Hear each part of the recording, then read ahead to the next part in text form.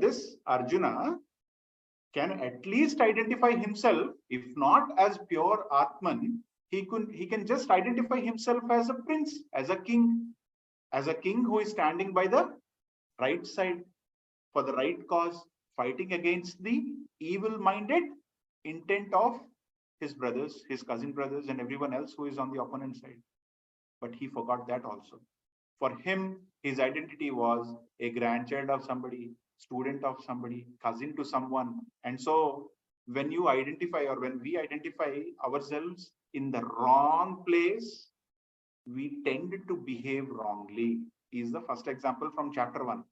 Now, Bhagavan Shri Krishna, what he is trying to do here in the second chapter, he is taking the role of a teacher. You know, in the Gita Dhyanam, we say, Krishnam Vande Jagat Gurum. He is the teacher of the whole universe. So, he is taking that role. Now, taking that role, he is trying to, with very passionately, with a lot of love for Arjuna, he is trying to bring Arjuna back into his job, his duty. Okay. So, how many times we feel that we are not doing our duty? I feel it many times throughout the day, right? This happens because there is no escape. When we are part of this world, we will be behaving like Arjuna.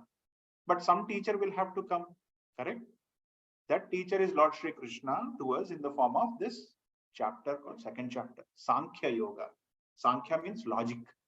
Everything is logical here. There is no myth. Everything is logical here. So it's also about knowledge. Now the whole chapter is divided into 4 broader categories. First to 10th or first to 11th is predominantly Arjuna trying to come and express his inability to correct himself. But he tells one thing in the 7th verse. What is that one thing in the 7th verse that takes attention of Krishna? Shishyas te aham. I am your student. So he says, Prapadhyam, I am surrendering myself to you, Lord Shri Krishna. That's the first thing that he said. Any good teacher, this is how we should behave with teachers.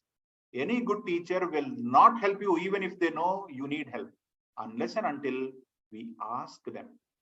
So it's very important. First lesson that we learn from Bhagavad Gita is, even if you have a very good relationship between a teacher and a student, the teacher will not come to help and rescue unless we take the first step. So who should take the first step in a teaching? The student. Student should surrender himself or herself completely to the teacher. That's the first thing we have to learn from second chapter. Okay. This happens in the 7th verse of second chapter, where Arjuna says, I am not able to understand anything. My swabhava is karpanya dosha. Karpanya dosha means I am going through a lot of this, empathy and sympathy and all these kind of feeling. I know this is wrong. This is a dosha. This is not great. This is dosha. I know, but I'm not able to help myself. So, like a very good student, I am surrendering myself to you, Lord Shri Krishna. Can you please help me understand what is good for me? What should I do? 2.7. So up to 2.11, he keeps telling Krishna why he is not able to fight and asking for help. Now, when a decent, disciplined student asks a sincere question and help, no teacher will ever say, sorry, I cannot help. With a beautiful smile, Krishna comes and then starts giving him the understanding of first from 11th to 26th, right? Bhagwan only speaks about 2 things. One, he speaks about Jivatma. He speaks about something that is driving us and not the body. Why? Why? Because what was Arjuna's problem? He was saying, oh, if I fight with my guru, I might kill him. If I fight with my grandfather, I might kill him. Looking at their blood, how can I really enjoy my land that I get back? I will win the war. I will get my land back. but I'll have to kill all my cousins and my gurus and everyone. So how can I enjoy this? Once I get the land, every bowl of food that I'm accepting to eat after that will be filled with their blood. How can I accept such a victory? Is what his sincere question was. So Bhagavan very clearly said, hello Arjuna, what you're trying to drop off is their body, not the jiva inside the body. Then he talks about what is there inside every body. He says, like when you were a small kid and when you were growing, what happened to that small kid with tiny little rosy fingers, soft fingers, where everybody used to come and cuddle, pull the cheeks left and right? Where is that small baby gone? Right? An adult has come up now. Now, when this adult goes, in this adulthood, he provides a lot of help to others. He does all the bodily activity. And once he gets older, he needs support. Where is that strong person now? Gone. When I say gone, it can also mean that dead. So the body itself is taking so many transitions. You know, every second there are millions of cells in the body that die. So what? They come back again when needed. You know that, right? Scientifically also it is proven. So Bhagavan says, like how the body takes the transition from a small little tiny baby to an old age person. It doesn't stop there, Arjuna. It continues. Because what is not changing inside that body, there is something that is not changing, which remembers everything. When I was a kid, I used to like idlis a lot. Who is telling that? How do you know? That tiny baby is gone, but how do you remember that? Now you can say, no, there is a brain which has already a lot of memory. Okay. Scientifically, you call it as brain, and spiritually, I will call it as chitta. So the chitta has not changed, right? Something that is not changing throughout this journey is something called as we have talked about this. This is Antahkarana. It is formed of 4 aspects, 4 different sides of it. It's the same thing, but it has 4 different sides. Buddhi, Manaha, Chitta, Ahankara. Right? Intellect, mind, the reservoir of experiences, all the repository of experiences, which we can simply, for our understanding, call it as a memory, eternal memory, right? And then the 4th one is Ahankara, which means I am doing all this. I am not Bhagavan Sri Krishna, but I am Pavan. This understanding, this false understanding of myself is Ahankara. So all these 4 combined is called as Antahkarana. That is traveling. That was there in my tiny baby form.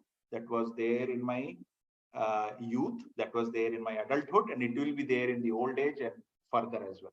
So Bhagavan is saying that is not changing. That is continuing its journey. So once the old age comes and your Antahkarana feels that, oh my God, in these bucket of 100 desires, this old body, which is now weak, cannot fulfill even one. It is a waste for me to live in this body.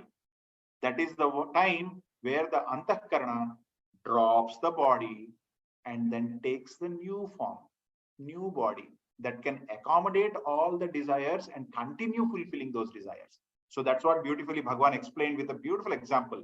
And he said, that's what takes the journey. So focus back on Jivatma. When you are putting an arrow onto your Bhishma and Dronacharya, you are killing, you are dropping their body off the body which is standing on the wrong side. If that body was standing on the right side, they would have been lucky. But because that body is standing on the wrong side, drop that body. What remains inside is pure Atman, which will transition to the next body. You don't have to worry about it. It is controlled by me, not you. This is what Bhagavan Sri Krishna said and continued further. So this was all at a very high level. You know, when all of a sudden, when somebody is like in deep trouble, he's sorrow, sad, he's totally not able to understand his duties.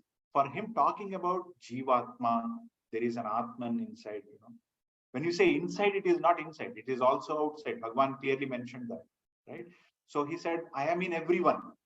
So when such a thing was being explained, obviously it will be difficult for a student to understand that, especially the one who is in deep trouble, right?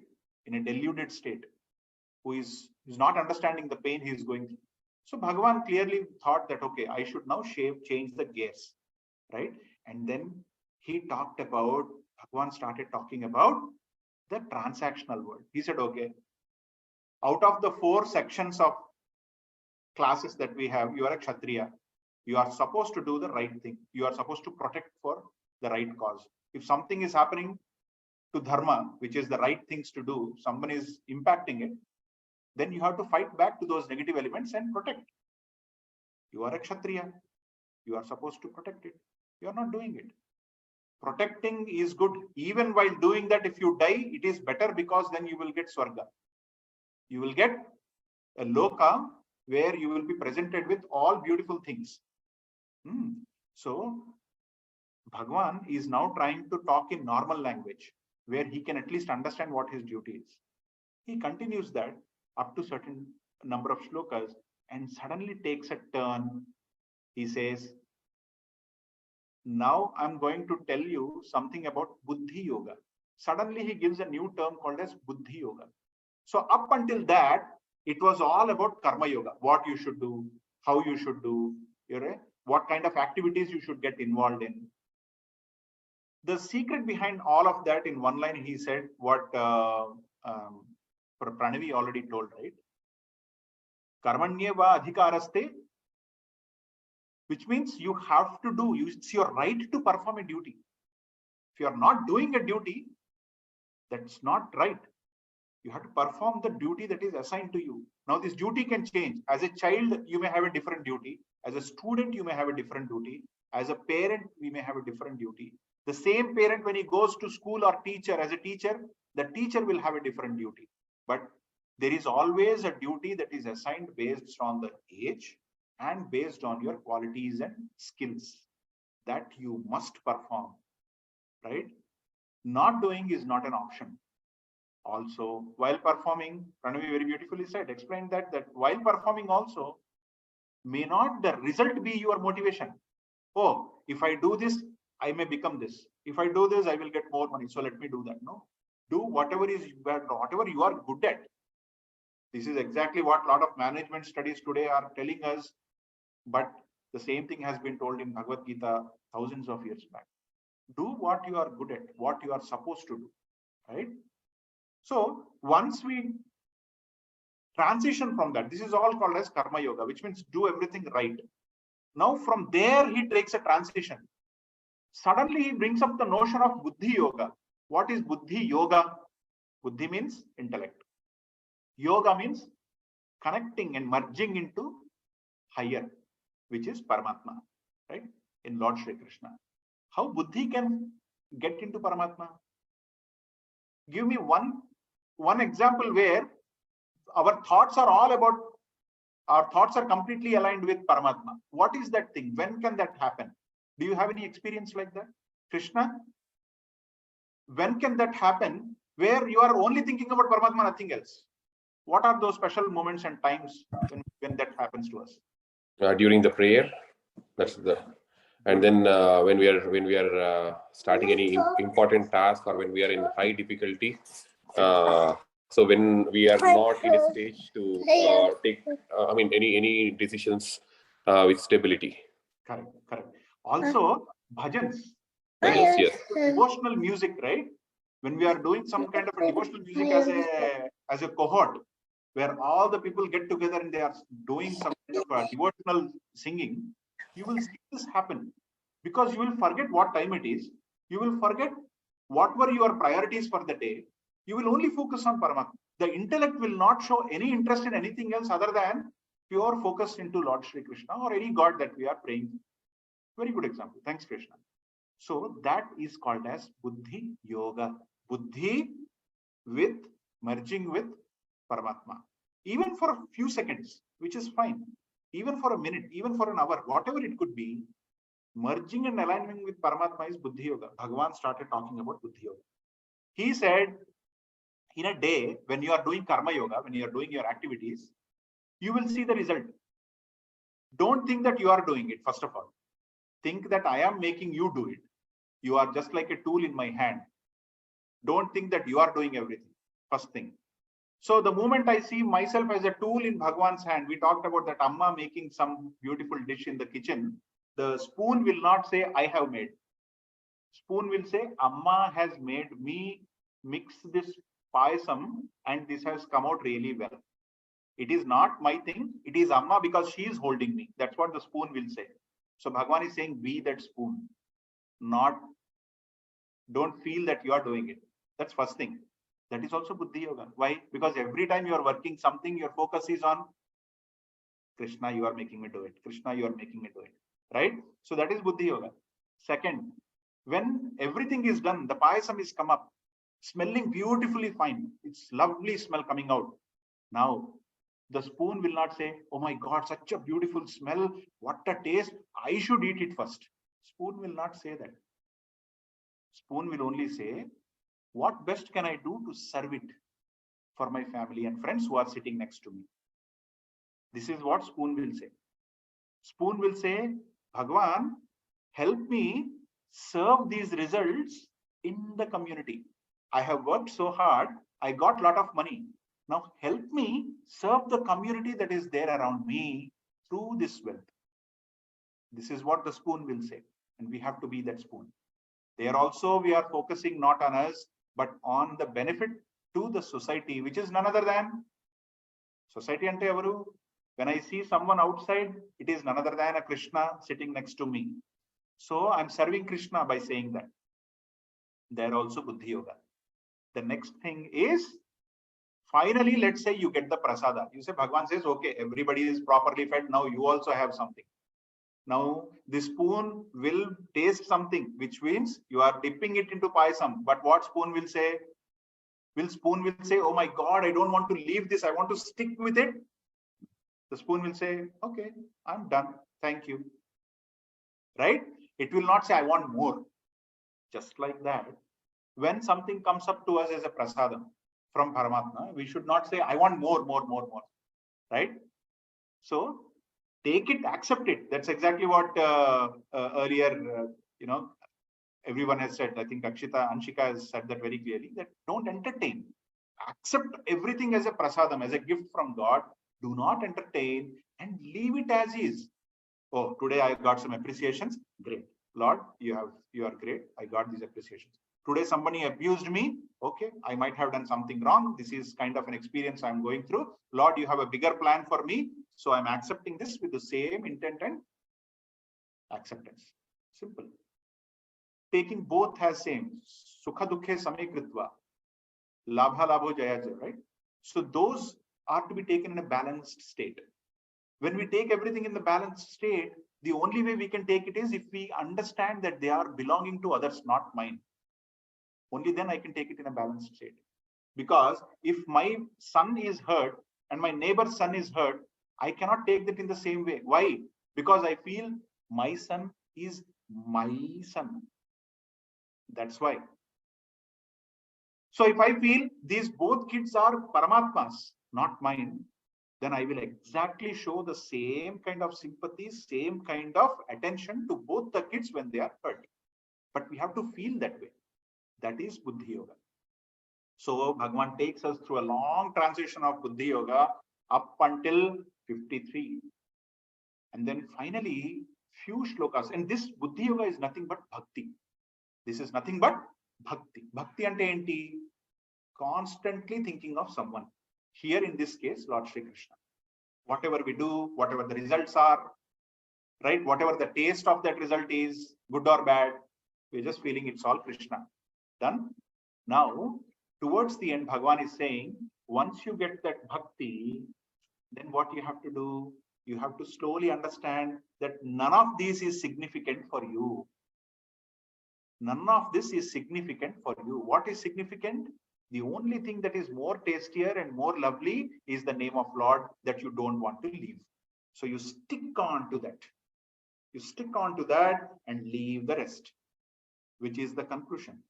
He said, when you leave everything else and are sticking on to me until your last breath, which is the last shloka, until your last breath, if you are holding on to me, then there is no way there will be any desires in you, because simply, very simple. If in a train, there are 10 bogies. One of the bogie has got all the bad garbage. Okay. As long as the train goes, the garbage follows. But once an intelligent, smart engineer breaks that link between that garbage bogie and rest of the train, what will happen?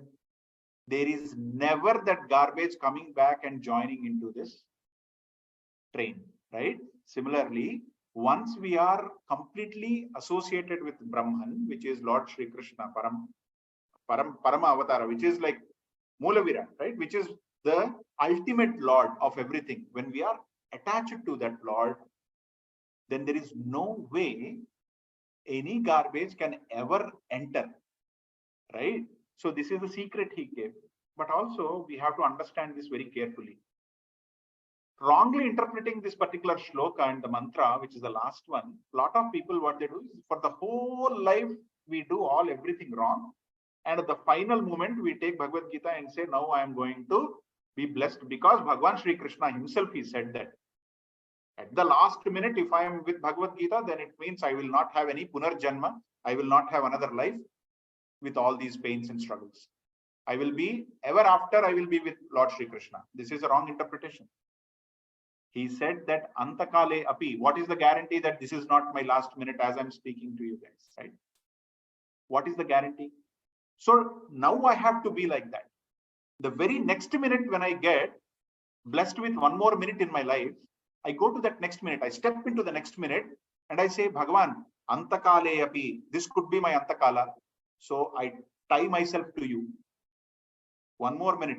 So likewise, every minute, every hour, every day, every week, every year, and every decade, till my last breath, if I can continue and understand that this is my last moment. And so I have to really think about Lord Shri Krishna at this moment, at whatever I'm doing. Done. That is nothing but moksha. This leads to moksha. There is no other second thought about it, is what Bhagavan is trying to explain. See, now, as a student of Bhagavad Gita, we may be now confused. I don't know how many of you are confused, but I could easily get confused. Why? As Pranavi Talli said, we have to do our job. Our job is full of competition. Our job is full of cutthroat competition. We have to dwell in this world. We have to be successful. We have to apply all the different strategies to be successful. Sometimes they may not be good for others. One way of thinking. Bhagavan is saying, meditate upon me. Only think about me. During the final moments, just don't think about anything else. Just think about me. Now, that's nothing but meditation. So what is very important for me? Doing my job or focusing on Paramatma? Or both? Or none? If there is a job, then there is a problem. If I don't have a job, I can only think about Paramatma, right? So run away from my job, which is what Arjuna is trying to now come to. He says, wait. Krishna is telling something in my favor now. Krishna is saying towards the end of this chapter, think only about me and nothing else. I will meditate upon him. I will go to forests and I will just constantly meditate upon Lord Shri Krishna and nothing else. This is exactly what I told him already in chapter 1. I told him that I will be away from all this and I will take sannyasa from everything. Sannyasa yoga. I will take sannyasa. I will sacrifice everything, like how Gautam Buddha did, right? And then I will go. I think Krishna is saying that. But again, he is doubtful. Why? Because in the beginning of the chapters, Krishna said, do this, do that, get up and fight. That's the confusion in Arjuna now. Chapter 3 starts with a very beautiful question from Arjuna saying, Lord, I am confused with what you are saying. In 2.7, I asked you, tell me what is good for me. You said work, and then you said meditate. Both cannot happen together for me. What should I do? Which is good for me? What is more beneficial? This or that? Is doing our job more important or praying God more important and meditating upon God more important? What is more important? This is the confusion of a student who is not yet graduated, somewhere in the middle. He is about to graduate later, but now at least he is asking the confusion. Bhagavad Gita does not allow, in the older way of our teaching, spiritual teaching, teachers did not yell at students who are asking right questions or any kind of questions. They never bypassed the intellect of the student. If there is a student thinking something and coming up with a question, that question was well respected, whatever be the nature of that question, whether it is dumb, whether it is good, there is no quality to that thought. Teachers used to accept and then respond back. Similarly, Krishna here accepts that question and responds back. He responds back in a way, the whole chapter 3 talks about that response. Chapter 3 tells that doing our job is very, very, very important. With the mindset that Pranavi shared earlier, 2.47, with that mindset, doing our job is very important. But after performing a job with that kind of a mindset, where you don't own anything, you are just doing because you are supposed to do it. You don't entertain the results, like what Anshika said. You're not entertaining the results. You're offering everything back to society. Whatever you have earned, you are earning only because you want to sacrifice it to others as a seva, as an oblation, as a yajna. You want to serve it to others. That's why you are earning. With that intent, when you're working, there is nothing onto you. There are no more desires. So at that point in time, you end up into something called as jnana, wisdom. After a certain time, why do we work? Why do we do a duty? Why a duty is assigned to us? Bhagavan clearly mentions in chapter 3 that the duty is coming from your desire. You wanted to be a protector at some point in time. You were not able to.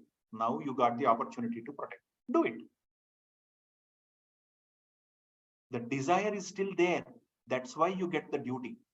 Once the duty is over, and if you don't want to commit more, if you are not liking it more, then Bhagavan says, okay, your job is done. You don't want to do it again. Fine. Is there anything else in the bucket? Is there more desire? More duties required? No? No desires at all? Great. Then there is no difference between you and me. We both are same. I don't have any duties. This is what Paramatma will say. Even I do not have any more duties. So let's both of us be together. Huh? You don't have to go back to this world, is what he will say. So transition from Karma Yoga to Bhakti Yoga, from Bhakti Yoga to Jnana Yoga, which means knowledge. Knowledge is the final destination. The knowledge is the final destination where there are no more duties. So it is not meditation or duties. It is first duty, then meditation. Duty leading into meditation and bhakti towards God is what he is expecting. It's a serial, it's a one after the other effect. It's not both in parallel or, meditation first and duty next. It's not that, which is what will be clearly mentioned in the 3rd chapter, which we will try to see as we proceed with the chapter 3. Any questions so far on chapter 2? The difference between the Atma Jnana, which is Sankhya Yoga, it talks all about the Sankhya, Jivatma, logic, how the body transitions, you would also transition, all that is logic, Sankhya. Then he talks about Karma Yoga, which is how to do a duty, when to do a duty, what kind of duty, and all that. Then he talks about Buddhi Yoga, which is nothing but Bhakti, so Bhakti Yoga, right? And after Bhakti, towards the end, the last 2 shlokas are Sannyasa Yoga, which means sacrifice everything and then become me. You become me, right? That's the end of chapter 2. Chapter 3 is all about Karma Yoga. It is called as Karma Yoga. The small section in the beginning that we had in chapter 2, that will be elaborated in further in chapter. Okay. I think we have 7 more minutes. If you want, we can just start the chapter 3.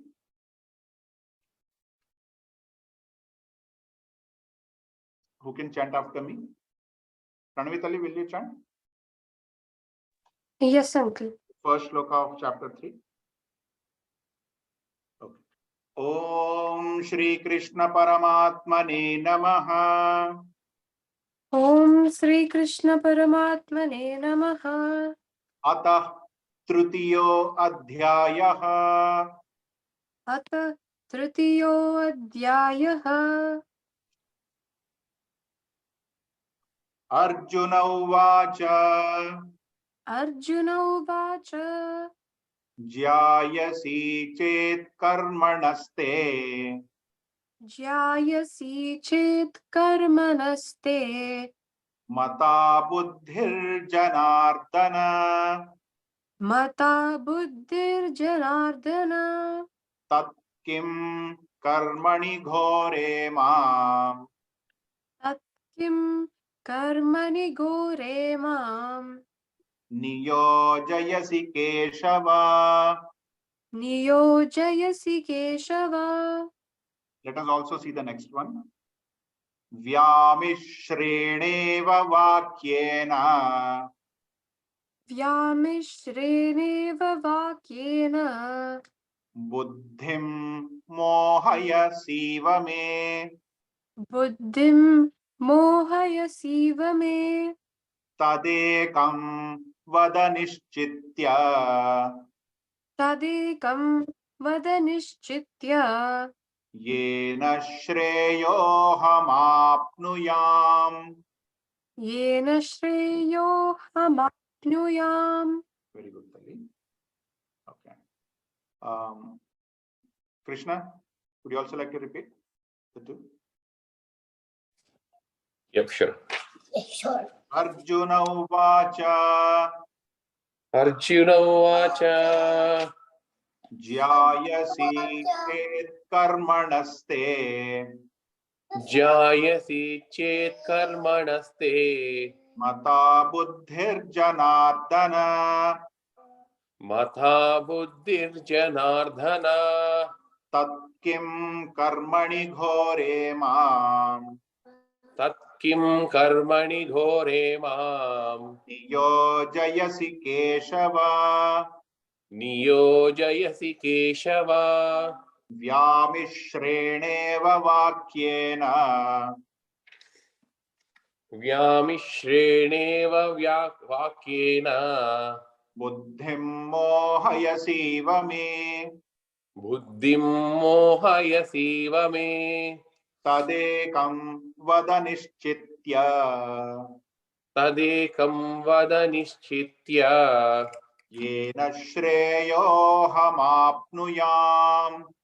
Yena Shreyohamapniyam.